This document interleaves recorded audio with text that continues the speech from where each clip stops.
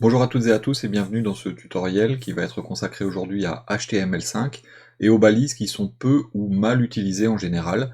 Et donc on va remettre un petit peu de l'ordre dans l'utilisation de ces différentes balises les plus courantes. La liste ne sera pas exhaustive, j'ai listé un certain nombre de balises intéressantes. Et donc allons-y, nous allons regarder notre projet, donc c'est un tout petit fichier HTML. Et on va commencer par les balises les plus basiques, les plus couramment utilisées si on fait du HTML5 et de la sémantique, que sont les balises header et footer. Donc si on parle de balises header et footer, donc elles se présentent bien sûr de cette façon, on a header et on a footer. Et donc la légende, et ce que j'entends assez régulièrement, c'est qu'on ne peut mettre qu'une seule balise header et qu'une seule balise footer par page, et la plupart du temps vient au milieu une balise qui s'appelle main, qui contient le contenu principal.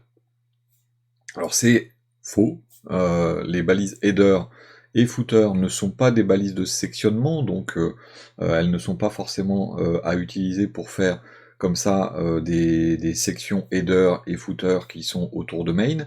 Ça va marcher, hein, c'est sémantiquement correct, mais ce qu'il faut savoir, c'est que je peux éventuellement, par exemple, passer deux sections, hop là, avec un N à section, ça ira mieux, deux sections dans mon main, et que chaque section dans ce main ait un header et un footer, ou juste la première qui puisse avoir par exemple un header et ensuite du contenu ou des choses comme ça. Donc par exemple une autre section et après son contenu. Donc les balises header et footer ne sont pas spécialement réservées à body, en tout cas à être au premier niveau. On peut faire un header de section, on peut faire un footer de section, on peut les utiliser à différents endroits, dans des balises articles ou des choses comme ça. Si on parle du header et des sections, on va retrouver également, la plupart du temps, en tout cas dans chaque section, on devra avoir au moins un titre, et donc la plupart du temps on va utiliser la balise H1, la balise H2, à utiliser dans l'ordre bien sûr, mais donc on va les utiliser pour mettre le titre de la section. Et on va pouvoir potentiellement mettre une balise H2 par exemple pour mettre un sous-titre, et ainsi de suite. Pardon. Donc bien sûr, ça c'est totalement valide. Maintenant, si vous voulez, si vous souhaitez grouper vos titres, vous avez une balise qui est assez peu utilisée, qui s'appelle hgroup. Cette balise hgroup va vous permettre de regrouper vos titres et de dire que les deux titres qui sont là vont ensemble. Mais en plus, ce qu'elle va pouvoir faire, c'est pouvoir dire par exemple que un titre particulier va être disponible en plusieurs versions. Par exemple, je prends l'exemple de l'émission, alors vous connaissez certainement l'émission qui s'appelle The Voice en France. Donc elle s'appelle The Voice, et on peut avoir, donc si on va au Québec par exemple, elle s'appelle pas The Voice, elle s'appelle La Voix. Et bien si vous écrivez de cette façon, la balise hgroup va indiquer que ce sont deux versions du même titre. Donc ça c'est quelque chose qui peut être intéressant à noter. À côté de ça, vous allez avoir par exemple également la balise qui s'appelle aside. Pardon, je vais y arriver. La balise aside est une balise qui indique non pas un contenu qu'on va mettre sur le côté, mais c'est un contenu annexe. Un contenu tiers par rapport au contenu qui est dans la section. Et ça va permettre de dire, par exemple, dans un blog, de mettre dans une balise aside les articles en relation, les articles dits connexes. Vous allez pouvoir de cette façon avoir un lien qui ne soit pas un lien directement sémantiquement équivalent, mais un lien un petit peu moins important. Donc le contenu annexe en balise aside ne se met pas sur le côté. Ça peut très bien se mettre au-dessus, en dessous, c'est un contenu tiers. Ce qu'on va avoir également très souvent dans les pages HTML, c'est la balise hr. Je vois régulièrement ceci, un H1, un titre, un HR, et une balise P, on va mettre un lorem, comme ceci. Donc si vous regardez ici sur le côté, vous avez donc cette balise, enfin cette structure qui fait un trait. La balise HR effectivement fait un trait. Mais attention, c'est une balise qui fait ce qu'on appelle une rupture sémantique. Donc c'est une rupture de thème au niveau paragraphe. C'est-à-dire que ça n'est pas une rupture par rapport au titre, c'est par rapport au paragraphe. Donc ça veut dire que par exemple, on pourrait avoir une pièce de théâtre avec le titre de la pièce. Là, on pourrait imaginer l'acte 1. Hop, je vais y arriver.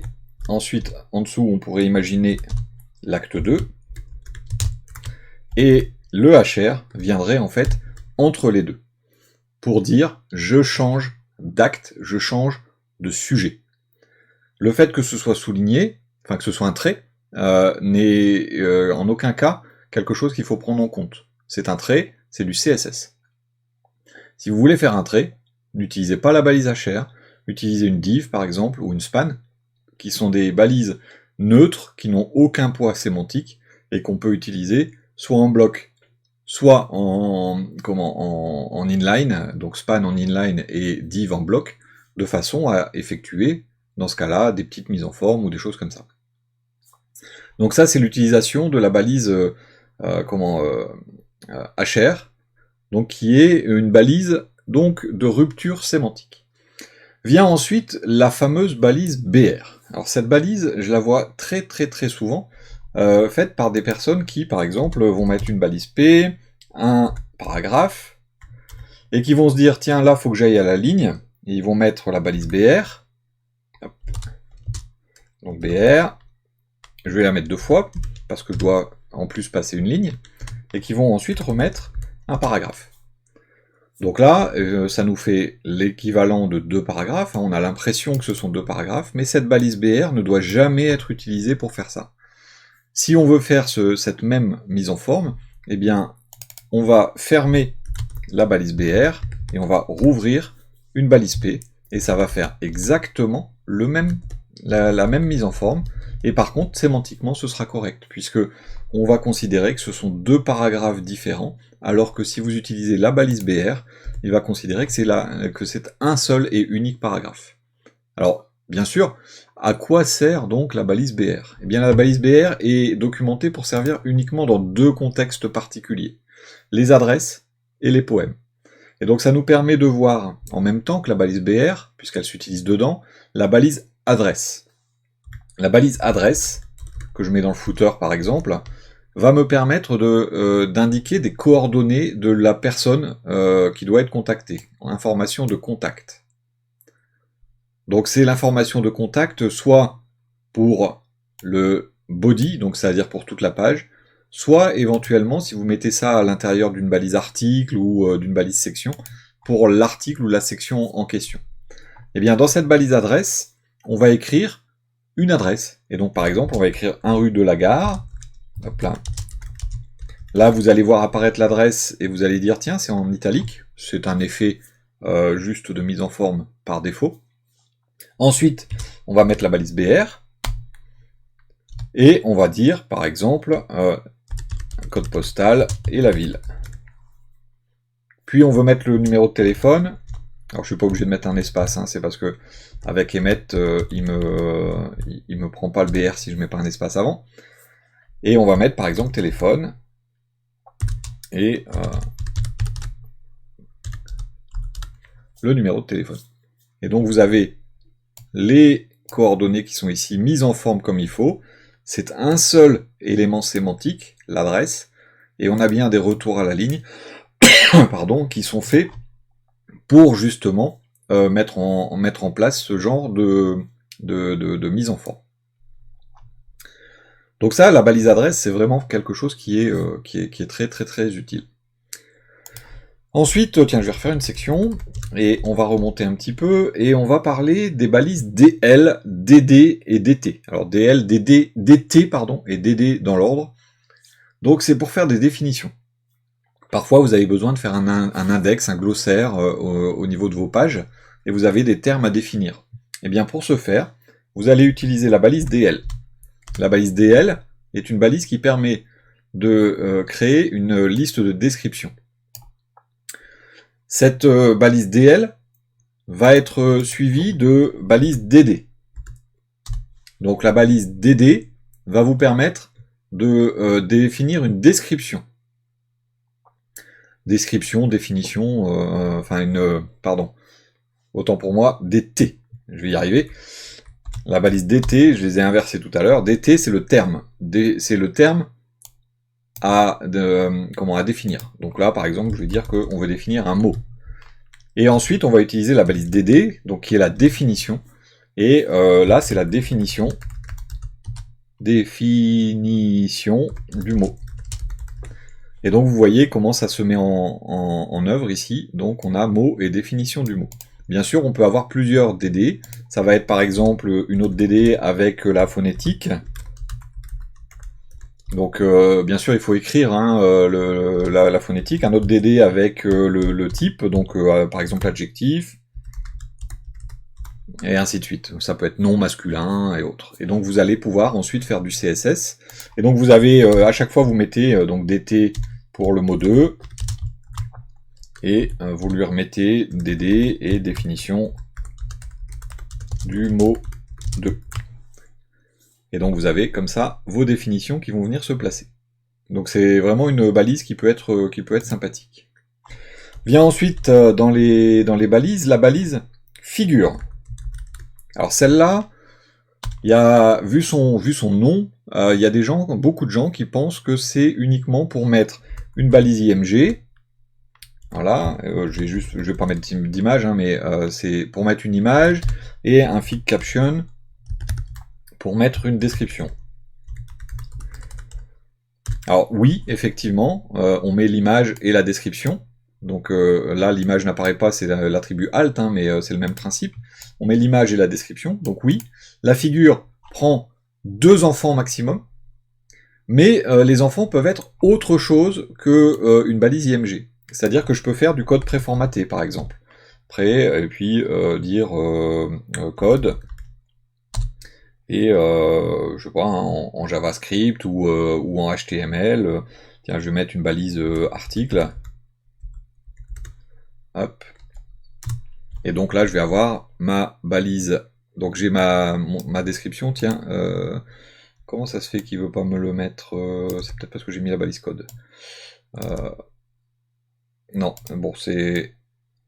Oui, c'est vrai que j'ai pas la mise en forme. Mais c'est pas grave, donc là, je mets ce que je veux en termes de code, hein, et j'ai ici le code et la description. Donc si vous voulez avoir quelques exemples, vous avez le site hein, du MDN qui vous l'explique. Je vais vous mettre ça hop, en plein écran. La balise figure, donc c'est un élément optionnel caption, mais c'est surtout l'élément d'illustration. Donc l'illustration n'est pas forcément une image. Là, on a un exemple avec une image, et donc vous avez ces exemples avec l'image. Puis là, c'est un code HTML, un code JavaScript, pardon. Donc vous avez le fig caption qui vient avant, il peut venir au-dessus, hein, et près, c'est votre code. Et donc c'est comme ceci. Vous allez avoir également, par exemple, une citation. Donc le fig caption, c'est l'auteur. On utilise une balise qui s'appelle cite pour citer l'auteur. Et ensuite un bloc quote qui va vous permettre de faire la citation elle-même. Et ça va donner ce résultat-là. Les poèmes, pareil. Et donc c'est systématiquement une balise à l'intérieur qui est l'illustration et un fig caption qui est la description. Donc ça, il faut le garder comme ça en tête. Ça c'est donc la balise figure. Ensuite on va avoir, alors je vais faire une balise P avec un lorem. On va avoir les balises EM et strong. Donc si je vois régulièrement aussi des balises strong, et au niveau de la balise strong, elle est utilisée uniquement pour mettre comme ceci en caractère gras. Bon, c'est vrai, ça met en caractère gras, mais le but n'est pas de mettre en caractère gras avec la balise strong. Le but et de donner une importance. Ça veut dire que les 3 mots qui sont dans la balise strong sont plus importants que le reste du paragraphe. Mais je ne peux pas imbriquer les balises strong. Donc ça veut dire que là, si j'ai ce paragraphe-là qui est... Enfin, cette partie-là qui est importante et cette partie-là qui est encore plus importante, je ne peux pas le faire avec la balise strong. C'est-à-dire que je ne peux pas mettre ici strong et hop, de là à ici. Je peux pas faire ça. Je vais pouvoir par contre dire ça c'est important, et en utilisant une autre balise qui s'appelle EM. Et donc cette balise EM va mettre indirectement en caractère italique, mais ça c'est pas encore trop grave. Et ici, je vais mettre EM également, et ça voudra dire que ce bout de paragraphe là est plus important que ce bout de paragraphe là, qui est lui-même plus important que le paragraphe entier. Donc ça donne un niveau d'importance directement à votre texte. Vient ensuite la balise small. Vous avez peut-être déjà vu, donc je vais faire, tiens, dans une balise P, je vais marquer 199 € hors taxe. Donc s'il est marqué 199 € hors taxe comme ceci, voilà, vous avez peut-être envie de dire que sémantiquement toujours, hein, pas dans la mise en forme, dans ce paragraphe, le hors taxe est moins important que le prix. Et bien dans ce cas-là, vous allez utiliser une balise small. Vous allez, hop, encadrer hors taxe. Il va effectivement apparaître plus petit, mais ça va surtout dire que ce bout de paragraphe est moins important que celui-là. Donc c'est l'inverse de strong. Small va vous dire que c'est moins important. C'est une note complémentaire qui a moins d'importance que le reste du texte. Donc ça c'est également quelque chose qui peut être sympa. Ensuite, vous avez la possibilité de citer. Donc on a vu la balise cite. Par exemple, mon livre. Hop là, livre. Alors cite, c'est ITE. Hein. Mon livre favori et puis je mets cite. Alors, rien à voir avec celui de Star Wars. Et justement, Star Wars. Et donc je vais avoir ici Star Wars en italique. Et donc ça me permet de dire que je cite quelque chose qui ne m'appartient pas, que je cite un extrait externe que j'ajoute en fait à mon contenu.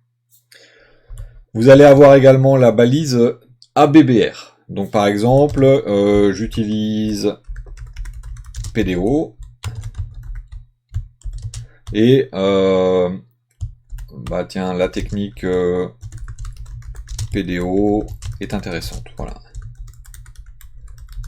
Vous pouvez dire, bah tiens, PDO c'est une abréviation, un acronyme, et vous avez envie de le définir. Dans ce cas-là, vous allez dire que c'est, vous allez utiliser la balise ABBR, abréviation. Vous allez mettre votre PDO à l'intérieur. Vous allez voir tout de suite une différence, c'est que c'est souligné, vous voyez, comme ici. Donc c'est souligné alors que l'autre n'est pas souligné. Et dans title, vous mettez PHP data object. Et donc là, quand vous survolez, vous allez avoir une petite bulle qui va apparaître, qui va dire PHP data object. Bien sûr, ça, vous allez avoir à le mettre directement, pareil, autour de chaque occurrence de votre nom, de votre abréviation PDO. Et comme ça, ça va permettre de le définir tout au long de votre document. Attention, il est précisé dans la documentation HTML que l'abréviation, ici à l'intérieur dans title, on doit avoir uniquement l'explication de ce qu'est l'acronyme. Donc chaque lettre, PDO, mais pas de définition complètement détaillée. Pour ça, vous avez la balise DL, DT, DD, qui va vous permettre de définir. Et d'ailleurs, vous pouvez éventuellement ajouter à la première occurrence une balise DFN, qui dit que vous allez définir ce terme. Que ce terme est défini dans votre page. La première occurrence, ça vous permet de dire, bah tiens, PDO est défini, et il est défini juste ici. Les autres occurrences, vous ne le mettez pas, vous ne mettez que à la première. C'est une balise qui peut être également utilisée justement pour faire ce genre de petites choses. Ensuite, par exemple, vous voulez mettre en valeur le mot intéressante, le mettre en valeur un peu comme si vous le mettiez au feutre fluorescent, vous voyez, sur un papier. Eh bien, vous pouvez utiliser la balise marque. Ah oui, c'est vrai que celle-là, elle n'est pas dans Emmet. Hop, la balise marque. Et avec la balise marque, vous allez pouvoir dire que le mot intéressante va être mis en valeur. Vous voyez, ici, c'est mis en valeur en mettant directement en jaune. Bien sûr, vous pouvez ensuite le placer comme vous voulez, hein, en mettant en couleurs différentes ou en mise en forme différente. Donc la balise marque peut être quelque chose d'intéressant également.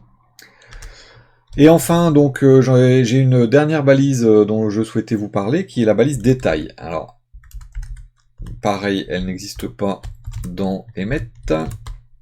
Cette balise détail va être une balise qui va être relativement intéressante. Vous voyez, j'ai mis détail, là, j'ai juste écrit détail, et il y a une petite flèche là, qui est apparue, je peux cliquer dessus. Alors, comment ça marche? Eh bien, je vais mettre à l'intérieur, par exemple, tiens, H1 titre, et balise P, texte, hop. Vous voyez que titre et texte, je les vois pas. Et si je vais cliquer sur détail, hop, il m'affiche titre et texte. Donc c'est l'équivalent de ce qu'on peut appeler l'accordion, hein, si on en met plusieurs. Et on peut bien sûr en mettre plusieurs. Et si jamais vous voulez changer le terme détail, qui est ici en haut, eh bien vous utilisez une balise summary. Hop, summary. Et là, vous allez dire, tiens, voir les détails. Et vous allez avoir donc le texte voir les détails qui va apparaître. Et quand vous allez cliquer dessus, ça va vous permettre de voir les détails, justement, comme son nom l'indique. Voilà donc pour cette présentation des différentes balises HTML assez rarement utilisées ou quelquefois mal utilisées, comme la balise BR et la balise HR par exemple. Donc j'espère que ce contenu vous a intéressé. N'hésitez pas à commenter hein, si vous souhaitez, à partager. N'hésitez pas également à nous rejoindre sur le Discord, on discute beaucoup et si vous avez des questions et des problèmes, n'hésitez pas, on est là pour vous aider. Merci beaucoup, je vous souhaite une bonne continuation et je vous dis à bientôt.